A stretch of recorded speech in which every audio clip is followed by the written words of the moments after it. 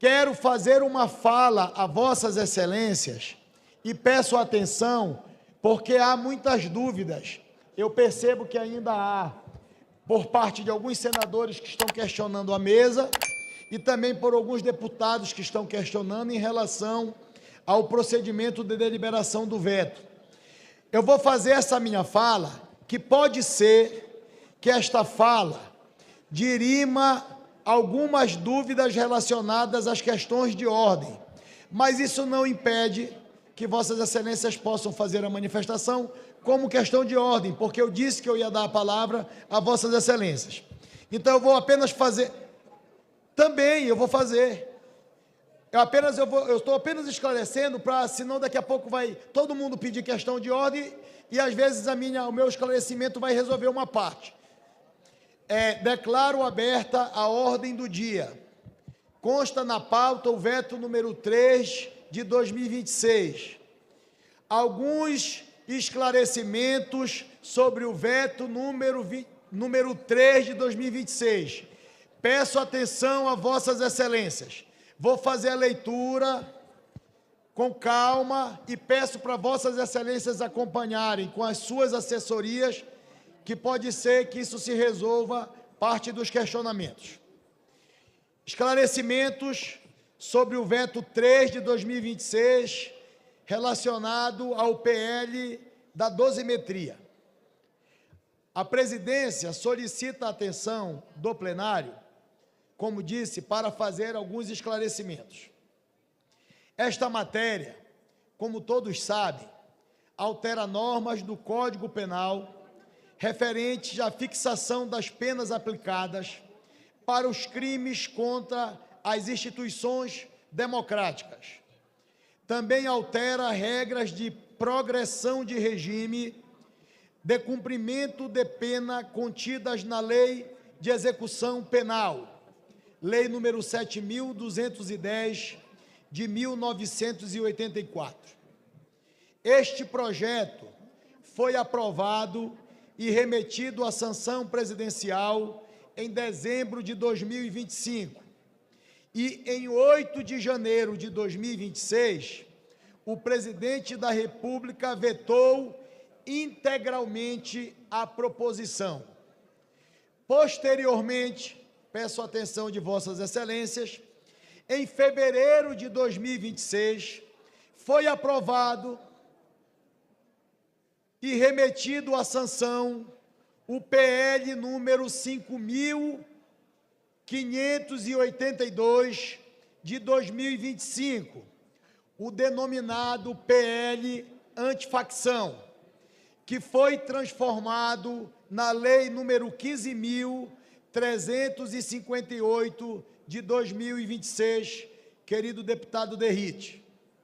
Ocorre que esta lei antifacção, entre outros pontos, altera regras de progressão de regime de cumprimento de pena que também tinham sido objetos do PL da dosimetria, de modo que, caso o veto a este projeto fosse rejeitado em sua integralidade, algumas de suas disposições iriam também revogar normas contidas na lei sancionada, denominada antifacção.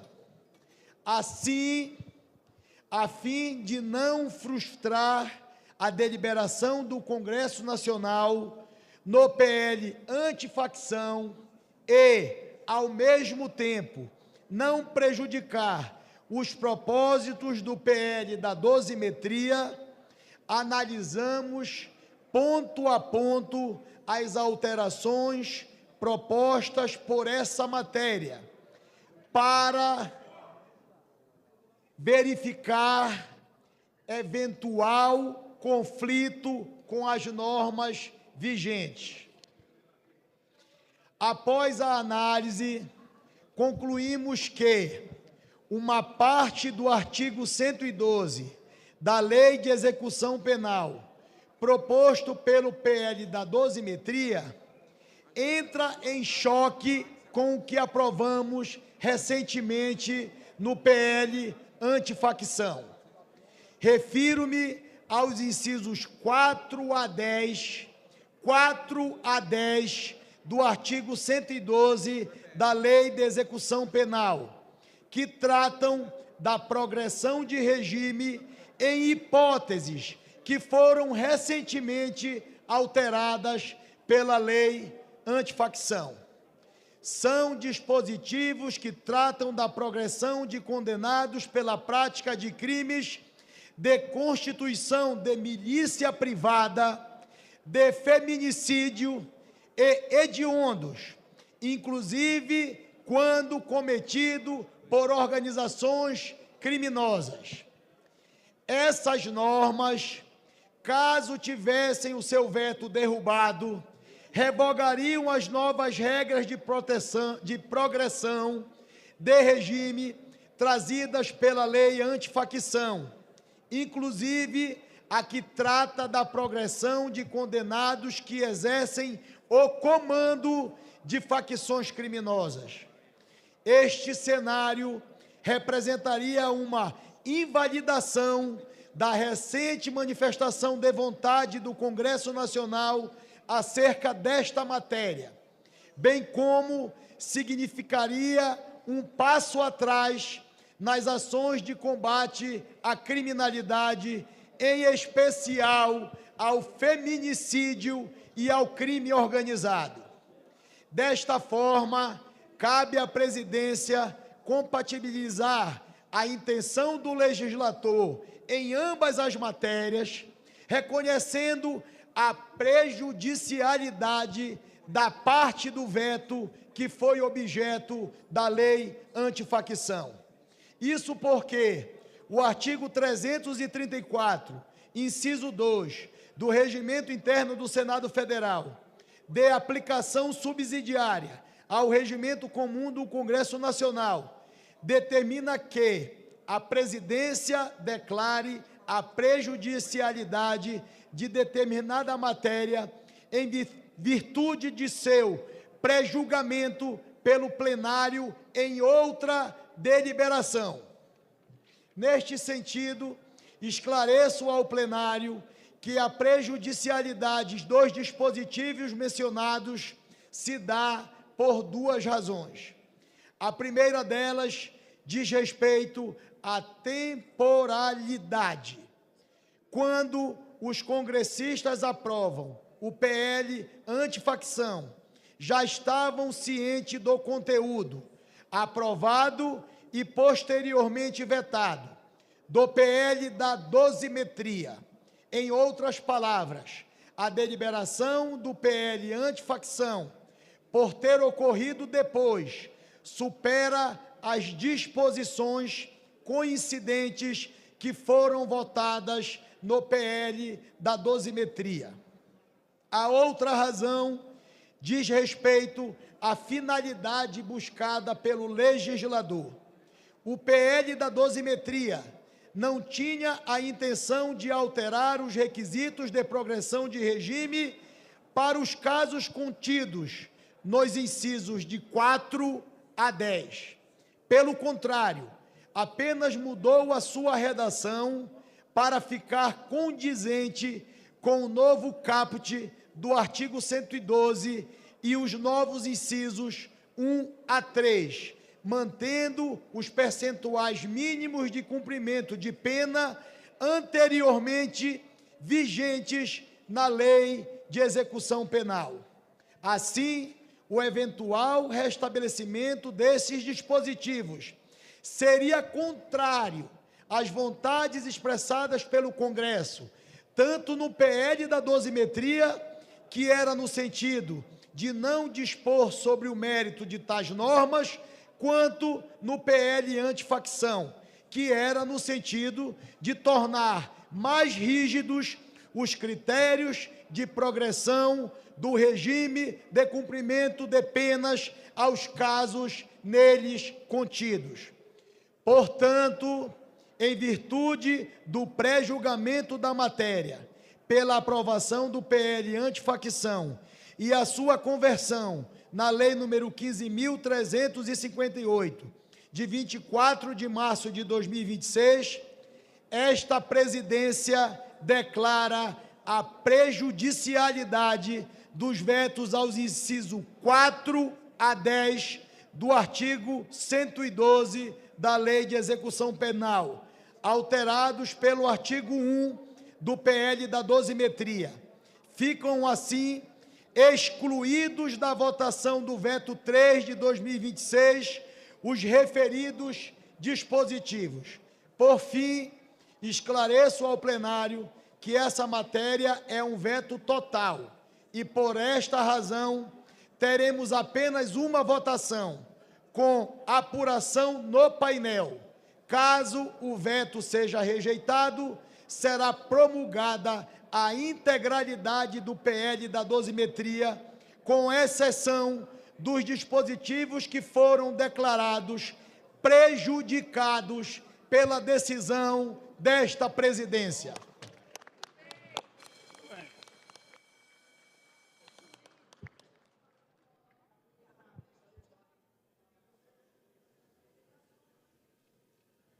Novo aqui. Voltou?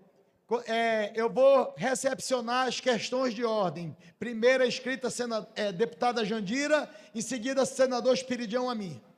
Eu peço para recolher as inscrições aqui, por gentileza, à mesa. Líder Jandira Fegali, com a palavra, Vossa Excelência. Está sem som? Nós estamos com... Alô, alô, alô. Tá. Veja se voltou. Não voltou. Assessoria. Assessoria. Assessoria. Assessoria do áudio. Alô. Me peço desculpa, Vossas Excelências, que... Alô. Voltou. Alô. Peço voltou, atenção. Voltou por enquanto. Eu queria pedir atenção do plenário, que nós temos vários parlamentares congressistas que vão suscitar questão de ordem. Eu queria que fosse atenção para todo mundo entender os questionamentos levantados. Com a palavra, líder, deputada Jandira Fegali. Senhor presidente, faço questão de ordem baseada nos artigos 2º e 66 da Constituição Federal e nos artigos 106C e 106D do Regimento Comum do Congresso Nacional. Está baixo o som ou está dando para ouvir? Peço para aumentar o som, porque eu mesmo aqui estou com dificuldade de ouvir. Assim, ele está pegando todas. Alô? Está baixo aqui. Nós estamos... Eu queria pedir atenção do plenário, além de todos os problemas inerentes a uma sessão do Congresso Nacional, nós estamos com problema no equipamento de áudio. A presidência está fazendo o possível para a gente entender, só que agora o som voltou baixo. É para ali? Está baixo o áudio. Alô? Deu para ouvir? Está dando. Então, vou retomar aqui, presidente. Eu tenho o quê? 3 minutos para a questão de ordem? 3 minutos. Ou 5 minutos? São 5 minutos para a questão de ordem aqui. 3. Então, pronto. Então, retomar aí o tempo, por favor. Fundamentado nos artigos 2º e 66 da Constituição Federal e nos artigos 106C e 106D do Regimento Comum do Congresso Nacional, apresento essa questão de ordem. Essa questão de ordem, presidente, já estava pronta, porque nós imaginávamos que Vossa Excelência poderia trazer este procedimento ao plenário. Essa questão de ordem estava pronta por compreender que esse procedimento não é aceitável e possível. Primeiro, que a temporalidade, esta lei agora, se derrubado o veto ou mantido o veto, ela seria posterior à lei antifacção. Portanto, a temporalidade favorece esta lei. Segundo, que antes da lei da dosimetria, deputado Paulino, já existiu a lei 7.210 do pacote anticrime, que aumentava as penas e o regime de progressão, Já existia a Lei 14.994, da Lei de Feminicídio, que também aumentava a progressão. E todos nós aqui alertamos, na votação do PL da dosimetria, que estavam sendo reduzidas as penas, não apenas dos criminosos do 8 de janeiro, mas de todos os crimes a partir do artigo 112 do Código Penal.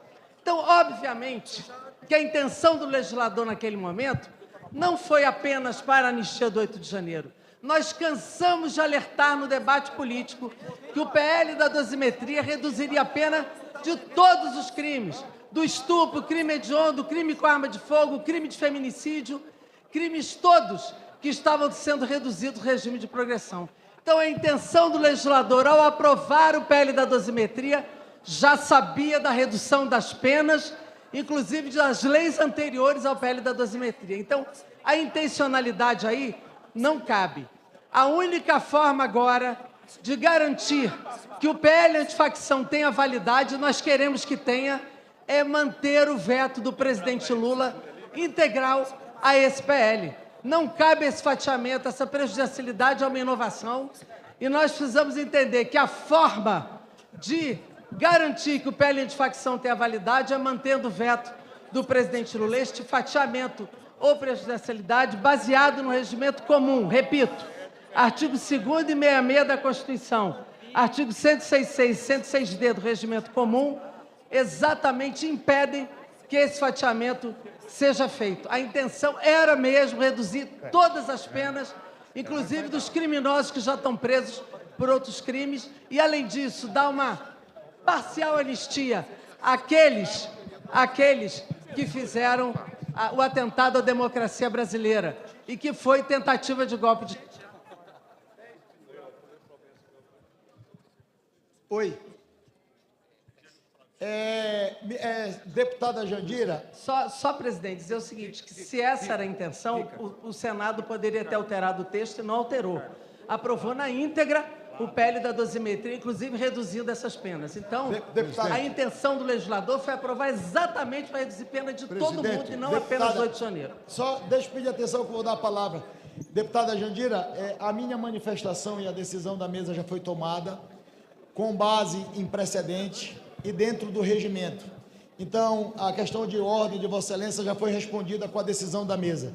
Concedo a palavra... Tem como listar o precedente, presidente? Eu concedo... Só para a gente conhecer? Quais foram os precedentes de prejudicialidade para a gente conhecer? Nós vamos encaminhar a Vossa Excelência no momento oportuno. Obrigado. Concedo a palavra ao senador Espiridião, a mim, e eu peço atenção a Vossas Excelências. Presidente, eu quero, em primeiro lugar, dizer a todos os congressistas que estão aqui que este é um dia que pode permitir que se galgue, que se supere o primeiro degrau para a justiça e para a harmonia política no Brasil. Nós nos debruçamos sobre essa questão que tem despertado muita preocupação. Qual é o impacto da lei em face desta controvérsia que foi repetida agora pela deputada Jandira Fegali? Em primeiro lugar, nós tomamos o cuidado, sim, de harmonizar com uma emenda de redação apenas a finalidade histórica do projeto de lei que nasceu como projeto de lei de anistia apresentado pelo deputado Marcelo Crivella. Então, na linha do tempo do projeto, o alvo do projeto sempre foi os apenados, investigados e depois apenados, sem dúvida alguma com a mão pesada demais no inquérito do 8 de janeiro. Então, o cuidado que o presidente Davi Alcolumbre tomou foi seguido de perto por várias assessorias no Senado. E realmente ele conseguiu produzir, aplicando a tese da temporalidade, que não haja transbordamento na derrubada do veto, que alcance os incisos 4 a 10 de uma lei que não existia quando se votou a dosimetria. Essa lei não existia. Essa lei foi aprovada, sancionada e publicada em março de 2026. Portanto, seria uma fraude, uma falsidade ideológica, no passado, prejudicar uma regra do futuro. De sorte que, na condição de relator do projeto no Senado, e tivemos o cuidado de aplicar o princípio da finalística. Qual é a finalidade desse projeto de lei? Qual é a teleologia dele? Nós podemos dizer que e aí quero me dirigir às mães, no Dia Nacional da Mulher. Hoje é o Dia Nacional da Mulher, e Santa Catarina, mesmo não tendo no Brasil, é uma mulher brasileira. Quero me dirigir aqui às mães, quero me dirigir às mulheres, aos filhos e especialmente às filhas dos fraudulentamente apenados do dia 8 de janeiro. Este aqui é o primeiro degrau. O próximo degrau há de ser a anistia. E depois da anistia, uma investigação sobre o inquérito de 8 de janeiro que transgrediu todas as normas do direito nacional e internacional. Presidente, eu aplaudo a sua iniciativa e concordo com a providência regimental que Vossa Excelência adotou. Muito obrigado.